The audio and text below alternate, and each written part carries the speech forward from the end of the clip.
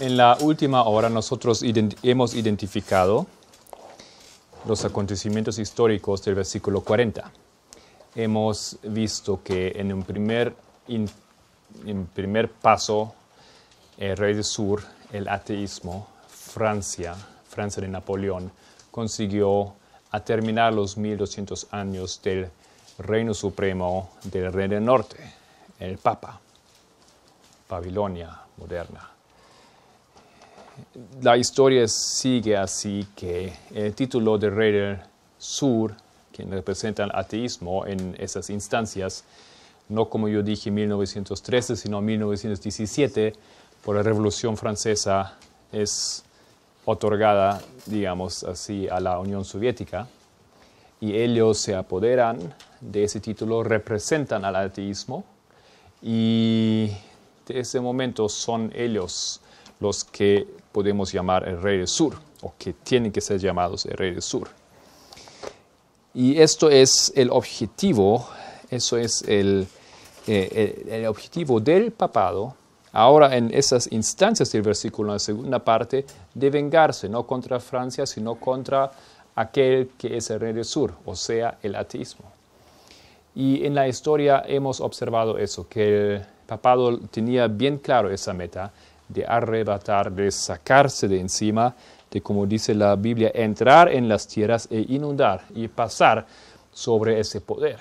Hemos visto en los acontecimientos comenzando o estallando, digamos, 1989, 90, 91, 92, que el comunismo cayó. Y esa caída fue producto de la actividad secreta del papado en alianza con los Estados Unidos. Vamos a aportar algunas informaciones para aquellos que tal vez no han seguido a esa historia, que no la tienen muy presente en sus detalles. No vamos a entrar en muchos detalles, pero les quiero sugerir, o les quiero, no sugerir, sino aconsejar dos libros que de una manera neutral, podemos decir, describen esos eventos.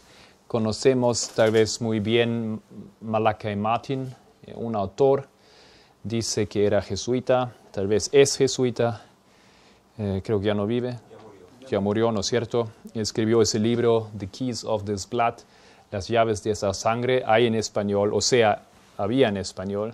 Tengo entendido que ha sido muy pequeña la cantidad de libros que se imprimió.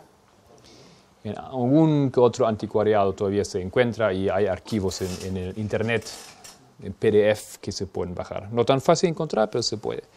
The Keys of This Blood, en ese libro, Malachi Martin, no como en sus novelas que él también ha escrito y que le han hecho famoso, eso aquí no es una novela, sino es un libro donde él hace un análisis de una lucha. Aquí tenemos en el subtítulo que dice Pope Paul II versus Russia and the West for Control of the World Order. Papa Juan Pablo II contra Rusia y el oeste sobre o para el control del nuevo orden mundial. Él analiza que la lucha o las actividades políticas de ese papa eran para ganar el control. Y tenía dos rivales, Rusia y, digamos, el mundo del oeste, ya, los Estados Unidos, Canadá, Europa, etc. Dice también así en la... no sé si han podido ver eso en las imágenes que tenemos aquí en la primera etapa, cuando se abre el libro, dice The Keys of This Blood, the struggle for world dominion between Pope John Paul II, Mikhail Gorbachev, and the capitalist West. So, él, vamos a traducir primero, lucha por el dominio sobre el mundo entre Juan Pablo II, Mikhail Gorbachev y el oeste capitalista. O sea, él conoce a esos tres jugadores aquí. Todos los tres quieren llegar a lo mismo. Todos quieren dominar el mundo. Y él en ese libro analiza cómo en la historia se vio que uno ya fue sacado de esa carrera. Rusia de Mikhail Gorbachev por la intervención del Papa y los Estados Unidos ya fue sacado. Y hoy en día, bueno, Rusia no solamente se dividió otra vez, ¿no es cierto? Rusia ya no es la Unión Soviética de antes, ya no forma parte de todos esos estados, ya se separaron los estados. Tenemos Rusia, tenemos Bielorrusia, tenemos Ucrania, Siberia, tenemos varias partes, ¿no? Después los otros países que formaban parte del bloque comunista, Rumanía, Checoslovaquia o Chequia, Eslovaquia, ¿no es cierto? Albania, Bulgaria, Polonia, Lituania, Croacia, ya hemos dicho Hungría, etcétera. Todos esos países también salieron del pacto, ¿no es cierto? Formaron parte en esa historia y ya no son países comunistas, son países que ahora en parte ya entraron a la Comunidad Europea. Polonia, ya. Así que eso eso vemos en la historia. Aconteció, Rusia cayó, fue derrumbada, ya no existe, ya no es ese poder de antes. Y hoy en día tampoco es un país comunista, ¿no es cierto? Sobrevivieron estructuras del comunismo, del socialismo, sí, mucho, bastante, pero el país en sí no es el país comunista, ¿no? Hay varios partidos, ¿no? Hay una cierta democracia. Es un país como otros países, no es... El único país que queda es Cuba, ¿no? Aquí. Corea del Norte. Bueno, Corea del Norte, China un poquito, ¿no? Hay algunos poderes, por supuesto, pero ya en comparación es como que ya no existe el comunismo. Porque el comunismo de China en realidad son más capitalistas que comunistas, ¿no? Aunque tienen esas estructuras comunistas bien fuertes.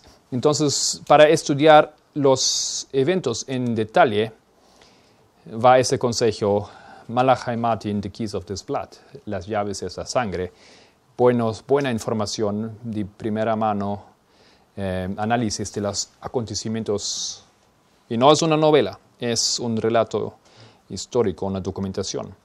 Otro libro que quiero aquí aconsejar es aquí la versión alemana. Es interesante que ese libro de Carl Bernstein y Marco Politi salió de una vez, en la primera salida ya en varios idiomas. Si yo entendí bien, en más de 20 idiomas. Eso normalmente no acontece con libros.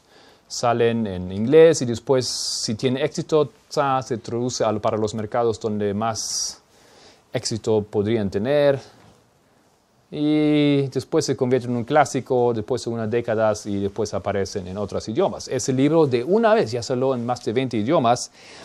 Aquí la versión en alemán, Seine Heiligkeit, Johannes Paul II, en español, Su Santidad, Juan Pablo II, o His Holiness, simplemente en inglés. Carl Bernstein no es cualquier periodista, él formó parte en el descubrimiento del Watergate Scandal.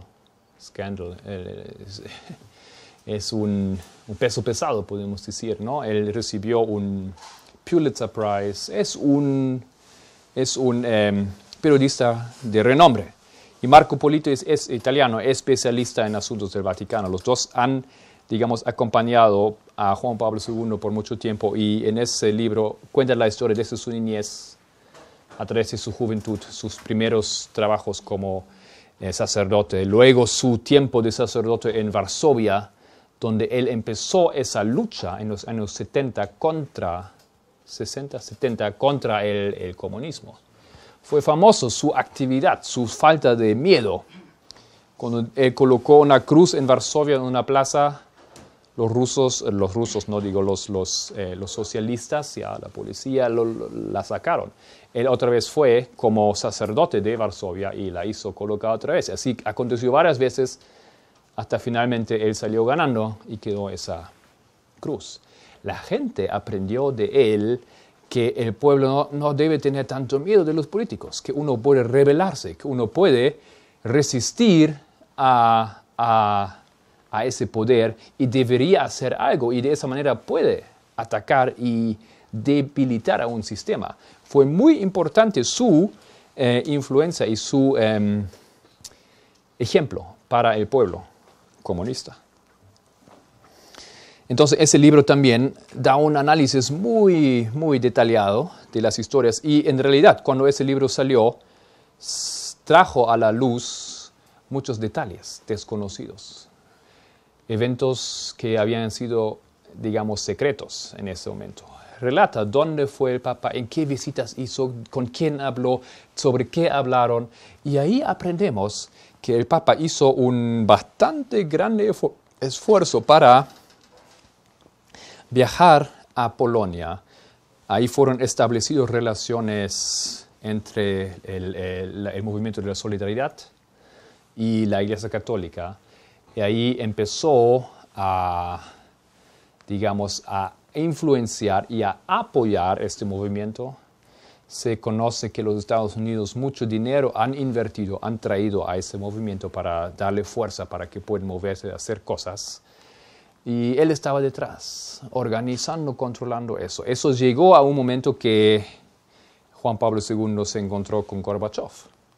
Gorbachev fue a visitarle en el Vaticano. Ustedes tal vez recuerdan esos asuntos, esos momentos claves para finalmente la caída del comunismo. Ahí estaba la iglesia atrás, estaba, digamos, trabajando, consiguiendo que esas cosas acontecen, poniendo todo en su lugar y finalmente llevó eso a esa sorpresiva caída del comunismo.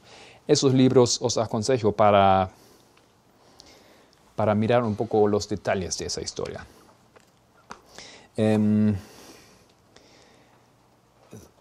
Quiero ahora compartir algunos textos de la prensa en aquel tiempo.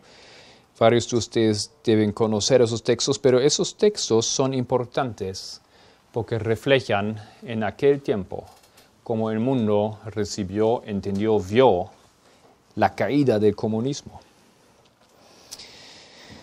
Son textos todos sacados de diarios o revistas americanas. Aquí en US News and World Report debe ser de 89. El título es Gorby se inclina ante las religiones romanas. ¿Por qué las religiones romanas, no? Gorbachev se inclina ante las legiones romanas. El mundo lo ve así, lo pone así con juego, un poco así, pero juega con la historia y acerta. Así fue. Realmente se inclina, porque las legiones romanas son las legiones de Roma. Y las legiones de Roma en ese momento han sido los Estados Unidos que han trabajado como brazo derecho del papado. Ellos se convirtieron en las legiones de Roma. Muy bien interpretó aquí o analizó o puso el título, tal vez no casualmente, ¿no es cierto?, ese diario. La sesión del presidente soviético con el Papa Juan Pablo II el viernes es el evento más reciente de una revolución en el mundo comunista, que el Papa ayudó a iniciar y que Gorbachev ha permitido que ocurra.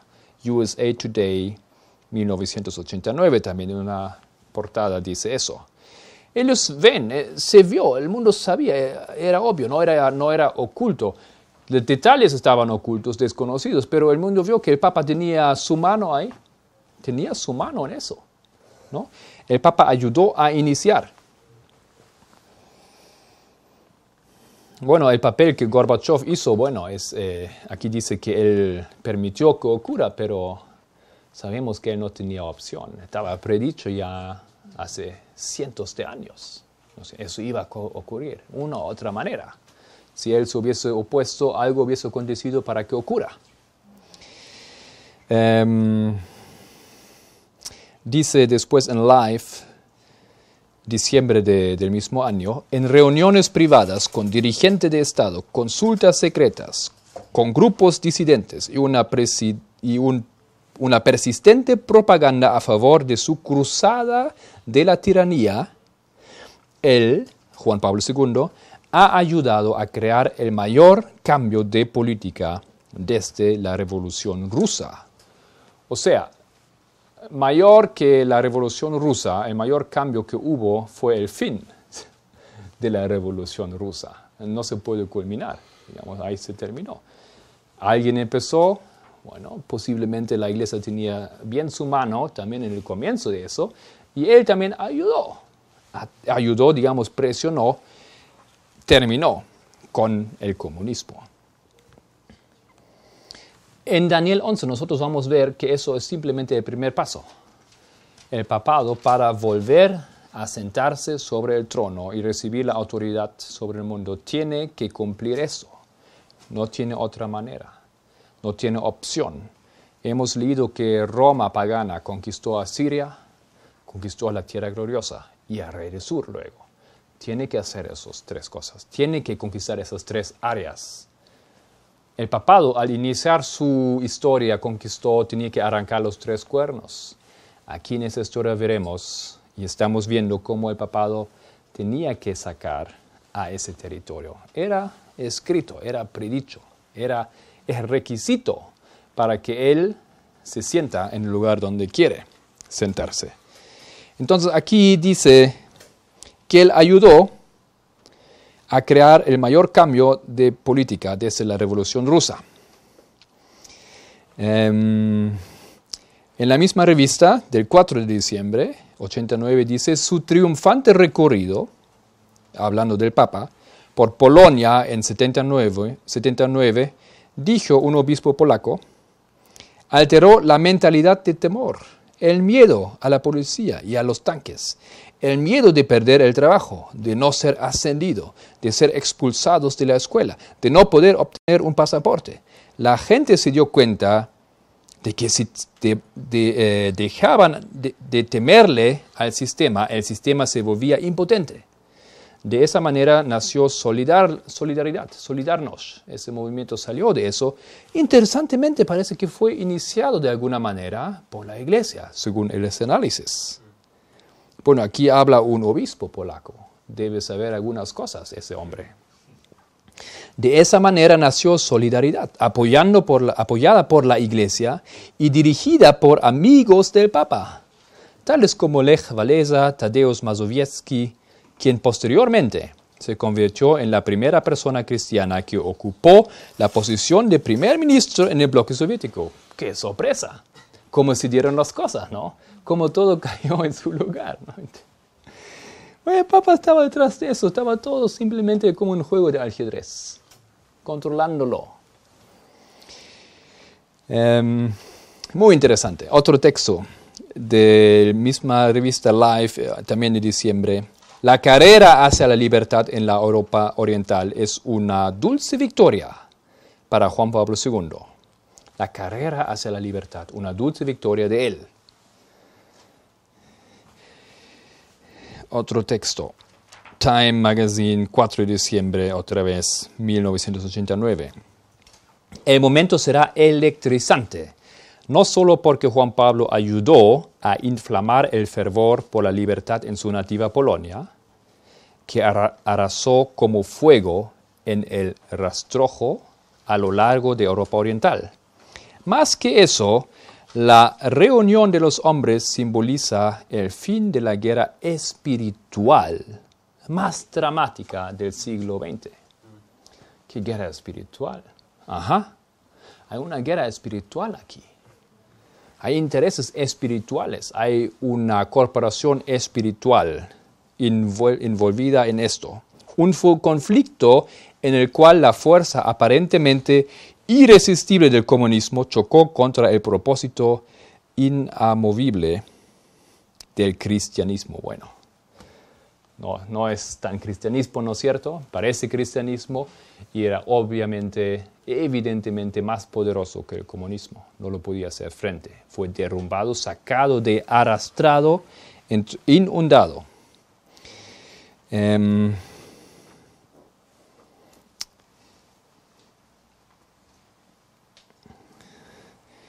Otro texto, también de Life Magazine ese año. El triunfo de Juan Pablo II, la oleada de libertad que baña a Europa Oriental es una respuesta de su plegaria más ferviente.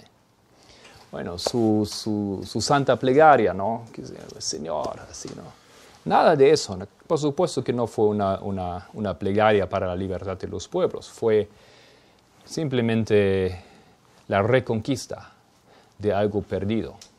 Fue reestablecer el orgullo herido. Fue iniciar esa victoria para sentarse en el trono.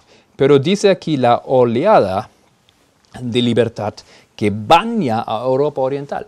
Y lo que aquí para nosotros es interesante es que ese diario usa palabras que bien se reflejan en el texto bíblico, porque la Biblia dice inunda, ¿ya? Es también usando esa imagen del agua que pasa sobre y deja todo tapado. Y el diario también dice lo mismo, la oleada de libertad que baña a Europa Oriental, como inunde todo. Muy interesante, aquí lo que la Biblia dice se refleja en estos textos.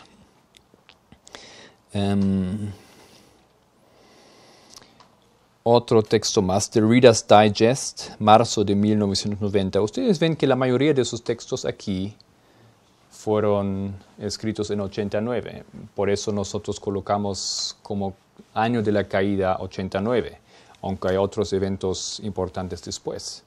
Por ahí cae el muro, ¿no es cierto? El muro es el símbolo de la cortina entre esos dos bloques. Cae eso. Yo recuerdo no recuerdo qué edad yo tenía, pero yo estaba en Alemania en ese momento y con mi hermano fuimos allá, a Berlín. No es tan fácil porque de la Alemania occidental tú tienes que cruzar unas horas, 2-3 horas de viaje por la Alemania oriental para después entrar en la isla de Berlín, que la mitad era otra vez alemana occidental, era como una isla dentro del comunismo, ¿no es cierto? La mitad de Berlín era oriental, la otra occidental. Ahí estuvimos, era 89, era antes de los acontecimientos, uno nunca sabía cuándo iba a pasar. Parecía que pronto ahí se va a abrir el muro. Y fuimos allá, fuimos al muro, yo recuerdo bien, y solamente vimos ahí estaban los soldados parados en el muro, eso nunca era así normalmente. Y estaba mucha gente ahí saltando, diciendo cosas. Quedamos poco tiempo y volvimos. Pero en cierta manera uno ha visto esas cosas. Y no lo olvido nunca, era para nosotros algo increíble, ¿no? Algo imposible realmente. Y parecía como de la nada, de repente eso aconteciera. Como era una sorpresa, así era para mí una sorpresa. Era muy rápido esos eventos. Y una vez iniciados, no hubo cómo pararlos. Ya era claro que iba a caer. Hay un detalle interesante en esa historia, y ustedes pueden encontrar alguna información sobre eso en el libro de Malachi Martin. Y aquí tengo 2 imágenes, 2, 3, 4 imágenes. En Portugal hay un santuario que es el santuario más, junto con Lourdes en Francia, es el santuario más importante de la Iglesia Católica. Y se llama el santuario de Fátima. Aquí en esa imagen uno puede ver, hay una tremenda plaza. No quiero que eso muestre aquí ya todo.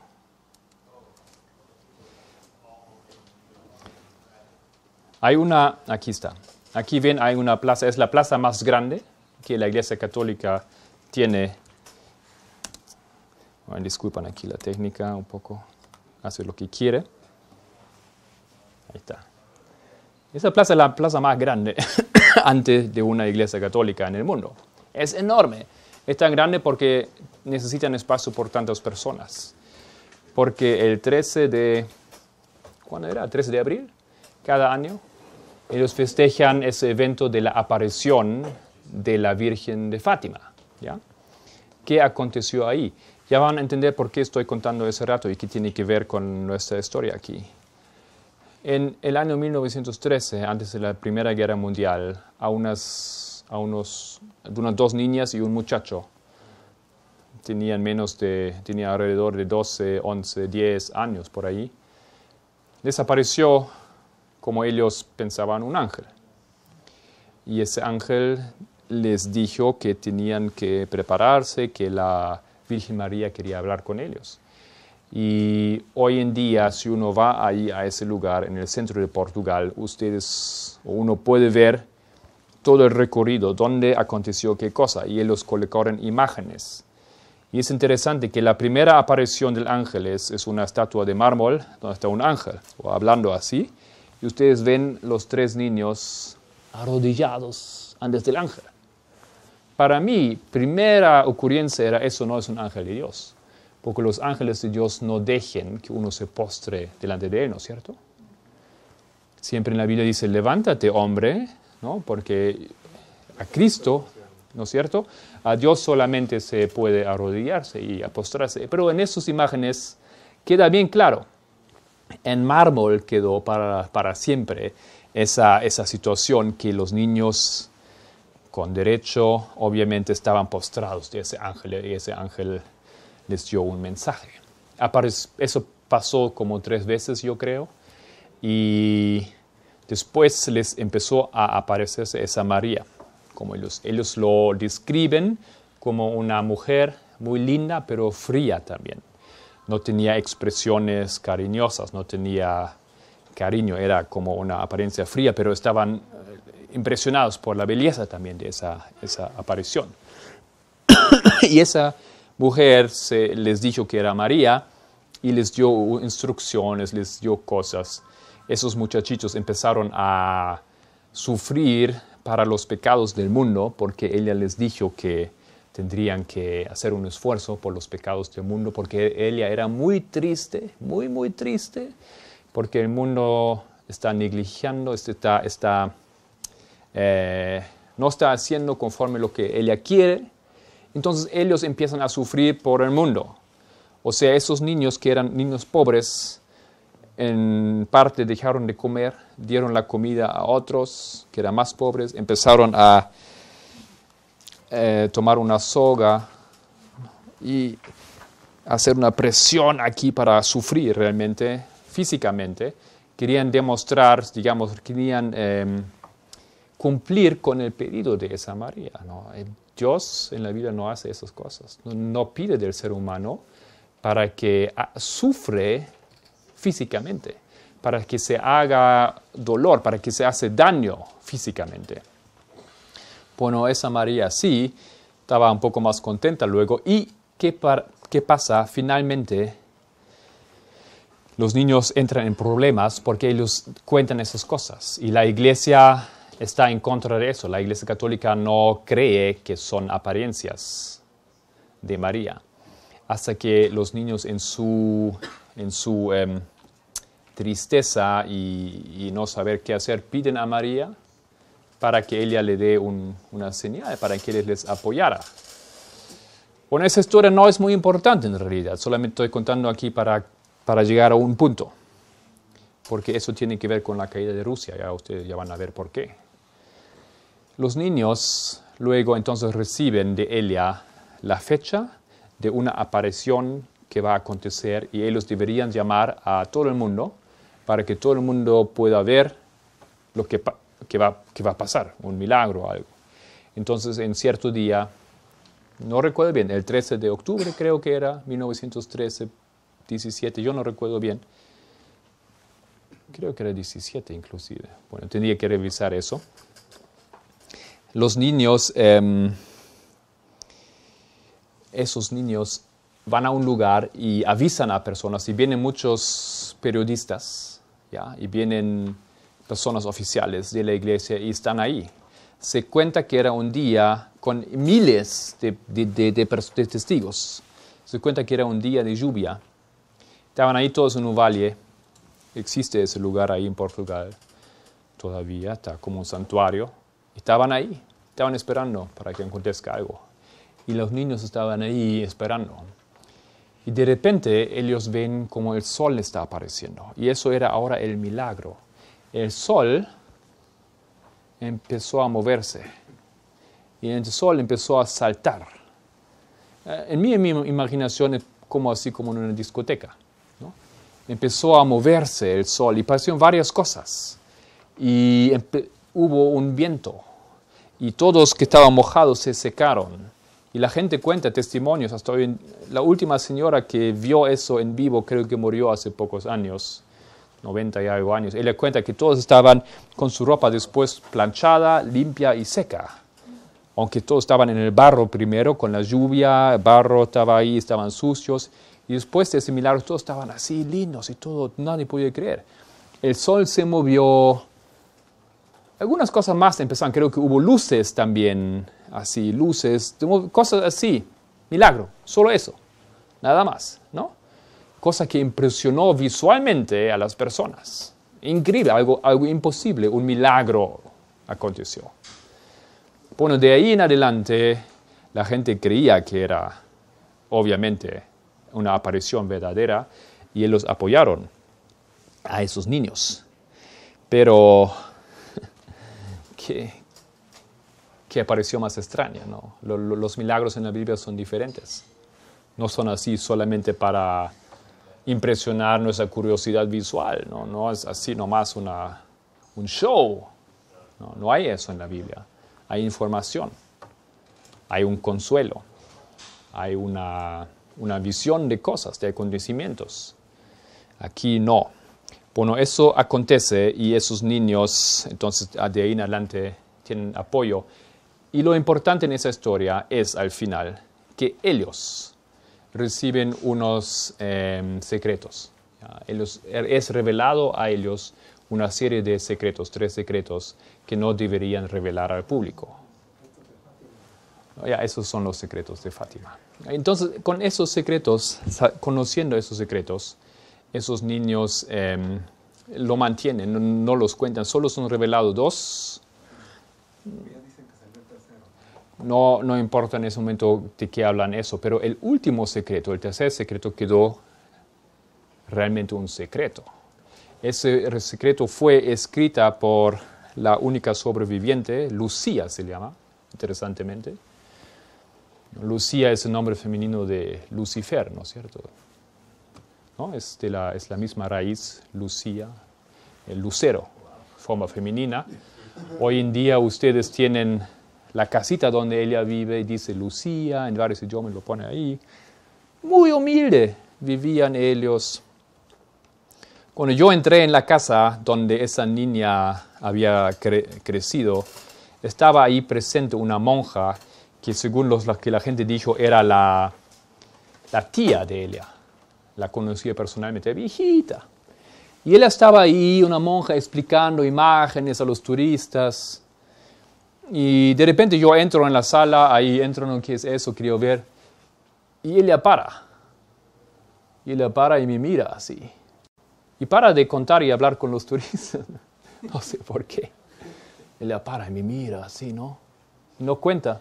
Y me mira como yo voy a la otra sala y después así sigue contando la cosa. No sé. Y cuando salgo otra vez, ella para y me está mirando así hasta que yo salgo. Un poco raro me parecía eso. No sé. Bueno, lo que pasa es que ahí, en ese tercer secreto, que no era destinado al público, fue recién en los años 60, creo que lo escribieron. Ella, la Lucía ya vieja, más anciana, una monja, se convirtió en monja, estaba en el monasterio de Coimbra, ahí en Portugal. Ella lo pone en papel y tiene que presentar el texto, el tercer secreto, a un sacerdote. Él lo hace como escribir un poco mejor.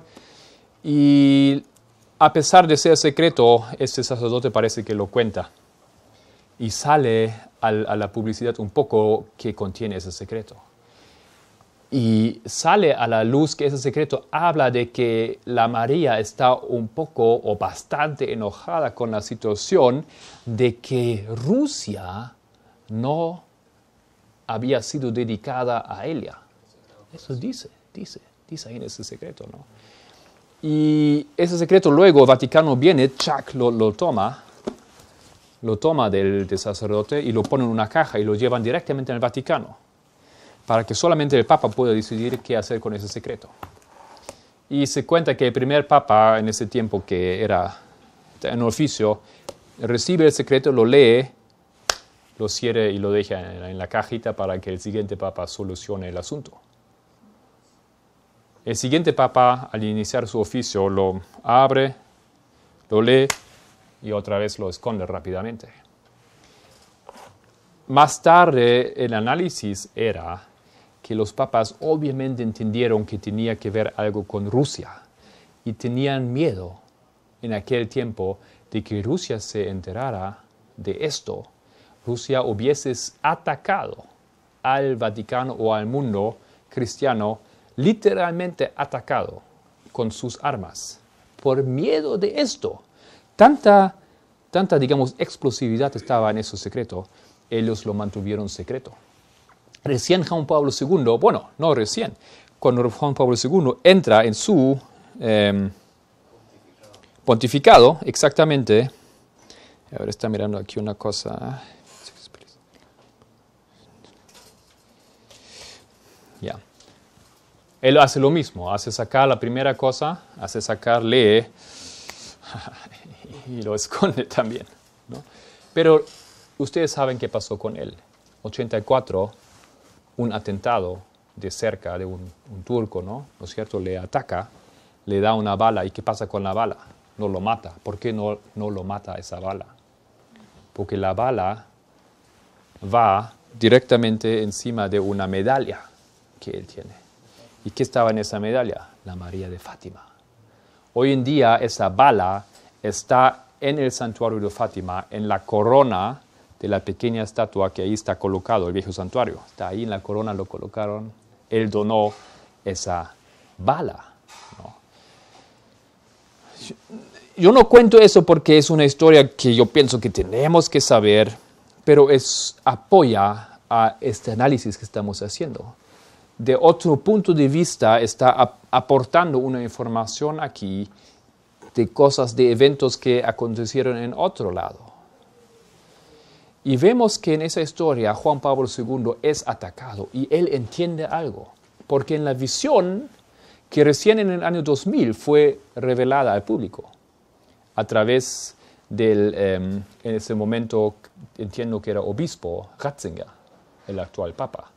Él fue el que tiene la honra de leer al público y interpretar ese secreto. En la página web del Vaticano ustedes encuentran el análisis, la interpretación oficial de ese secreto, y es escrita por Ratzinger, Joseph Ratzinger, ¿no? Bueno, en el análisis él escribe que Juan Pablo II fue herido y él entiende que él era el papa de la visión, porque en la visión decía, en el tercer secreto se veía que un papa estaba caminando y estaban atacando a ese papa. Y él cae con sangre al piso. Y viene mucha tristeza a la iglesia y mucha corrupción a la iglesia, etcétera, etcétera, porque ella no entrega a Rusia a la María. Eso es como más o menos dice en el secreto. Juan Pablo II entendió que él era ese papa de esa visión. Y si él no haga nada, si él no hace nada, entonces él no va a cumplir la visión y la ira del Señor va a venir sobre él. Él entendió que la Iglesia Católica tiene tanta corrupción en sus medios, tiene tanta pornografía en la historia de todos sus sacerdotes, tiene tantos acontecimientos despreciables. ¿Por qué? Porque eso era resultado de no cumplir con la demanda de la María de Fátima. Es el análisis de la Iglesia, ¿ya? Ellos analizan eso, ellos ven que hay esas cosas y ellos dicen, eso es la consecuencia de pecar, de no cumplir con los mandatos de la María de Fátima. Muy interesante, eso para mí es como ver las cosas un poco de otro lado. Aquí obviamente eso no es nada sagrado, no tenemos ninguna influencia divina, no es ninguna visión de Dios. Eso es todo del lado oscuro. Eso es aquí Satanás trabajando de una manera similar para con su gente, para su pueblo. Visiones que parecen predecir el futuro, ¿ya? Y Juan Pablo II, lo que él hizo inmediatamente, cuando él estaba en la cama con la herida, él hizo traer esos textos del secreto de Fátima. Y él inmediatamente hizo una declaración pública y dedicó a Rusia oficialmente a la María de Fátima, a la María. En ese momento él no tenía mucho apoyo en su iglesia. Pocos obispos vinieron a su invitación, era un poco un escándalo, pero él hizo eso y inició ese proceso de lo que él tenía que hacer según la demanda de esa visión. Entendemos aquí que hay un mundo oscuro, hay entidades, hay poderes que trabajan en el otro lado, ayudan, empujan y le dan a entender las cosas que él tiene que hacer. Él entendió que él tenía que reconquistar a Rusia, que era su obligación y que era él el papa elegido para esa función. Era papa eslavo. Él conocía a su gente, conocía los países eslavos, los países de Rusia, era su gente. Él sabía cómo tratar con ellos, sabía cómo conquistar y él logró hacer esto. Y para que uno entienda que esa análisis de los asuntos no es algo así que vino a mi mente, en el santuario de Fátima, antes de entrar, hay una como shrine, ¿cómo se dice eso en español? Tipo, no altar, es como en vidrio, así como vitrina grande, y ahí tiene un pedazo de betón. Es un pedazo así, de ese tamaño, así alto. Ahí en la imagen se puede ver. ¿Qué es eso? Es simplemente un pedazo del muro de Berlín. ¿Qué hace un pedazo del muro de Berlín en el santuario de Fátima, no es cierto? No tiene nada que ver ahí. Aquí lo vemos en esa imagen, aquí un poco de cerca. Yo estaba maravillado y dije, ¿y esto qué hace ahí? ¿No es cierto? Tenemos un amigo que se hizo millonario por en ese momento arrancar el muro y hacer pedazos y poner un sello y venderlo. Él vendió esos pedazos a los turistas, él vendió grandes pedazos a los estudios en Hollywood. Querían todos un pedazo de verdadero original de ese muro. No sé si él vendió al Vaticano ese pedazo de aquí. Tendría que ver si tiene su sello atrás en algún lado. Y aquí, ahora para concluir ese análisis, aquí al lado ustedes ven una placa en la pared. Y en esa placa, en portugués, por supuesto, dice, primero, Muro de Berlín, levantado en 1961, el 13 de agosto, derrumbado en 1989, 9 de noviembre. Y después viene ahora el texto dedicado por João Paulo II en Fátima, 1991. Obrigado, celeste pastora, por teres guiado con cariño maternal os povos para a liberdade. Gracias, pastora celestial, por haber guiado con cariño maternal a los pueblos a la libertad. Lo que la Iglesia Católica aquí coloca como un símbolo, como una estatua, con una placa, como memorial, era simplemente que ellos dedican la caída del comunismo a la pastora celestial, como ellos la llaman, a su diosa María. Lo colocan, la dedican porque reconocen que fue ella, o sea, ellos, que derrumbaron a ese comunismo, que ellos eran los que tienen que llevarse esa victoria. Son los que son los autores de esa victoria. Para mí esto aquí fue una gran sorpresa y algo muy interesante a la vez, porque justamente del punto de vista ahora católico nos cuenta cómo ellos ven esos acontecimientos. Rusia cayó, el rey del sur cayó por las manos de Juan Pablo II, el apoyo que él recibió por los Estados Unidos, el esfuerzo mutuo que hicieron, y era el primer paso en la secuencia de los pasos que el Papa tenía que hacer para iniciar su reinstitución, para sentarse sobre el trono otra vez. En la próxima hora vamos a entrar en el siguiente versículo que dice, luego entrará en la tierra gloriosa. Ya vemos de aquí que con la caída del rey del sur, él no se conforma, no es suficiente, no es todo. Ahora viene el siguiente paso, él entra en la tierra gloriosa. ¿Qué es la tierra gloriosa? ¿Qué significa eso? ¿Cuándo será eso? Vamos a estudiar Dios mediante en la próxima hora. Agradezco su atención, gracias por haber estado con nosotros aquí en esta conferencia. Que Dios os bendiga a todos y cerramos con una oración.